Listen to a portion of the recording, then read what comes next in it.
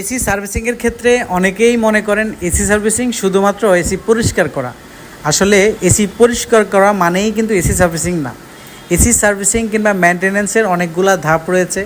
কি কি কাজ করতে হয়, কিভাবে সার্ভিসিং করলেই ক্লিন ঠিকঠাকভাবে কোন কোন পার্টগুলো করতে হয়, এই সব কিছু বুঝে শুনে প্রপারলি একটা সার্ভিসিং করলেই আপনার এসি সম্পূর্ণ নিরাপদ।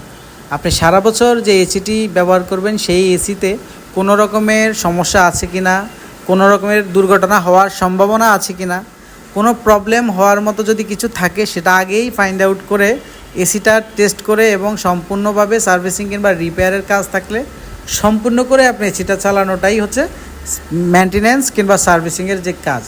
আসলে আমাদের দেশে প্রত্যেকটা মানুষই যারা এসি ব্যবহার করেন তারা মনে করেন বছরে একবার কিংবা দুইবার এসি পরিষ্কার করতে হয় কিংবা সার্ভিসিং করতে হয়, কিন্তু আপনি কীভাবে সার্ভিসিং করছেন, কাকে দিয়ে করাচ্ছেন, সেখানে অনেক বড় একটা গ্যাপ রয়ে যায়। আপনি শুধুমাত্র এসি পরিষ্কার করার জন্য লোক ডাকছেন অনলাইনে বিজ্ঞাপন দেখে 700-800 টাকা দিয়ে।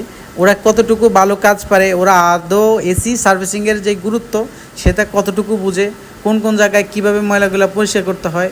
আপনার এসি পরিষ্কার করে দিয়ে গেল কিন্তু এসির জন্য কোনো লাভই হলো না, তাহলে তো সেই সার্ভিসিং করে কোনো লাভ নাই, বিপজ্জনক। আপনার এসি দুর্ঘটনা এড়ানোর জন্য প্রপার সার্ভিসিং খুবই গুরুত্বপূর্ণ। তাই এসি সার্ভিসিংয়ের জন্য ফোন করতে পারেন আমাদের স্ক্রিনে দেখানো নাম্বারে। ধন্যবাদ সবাইকে।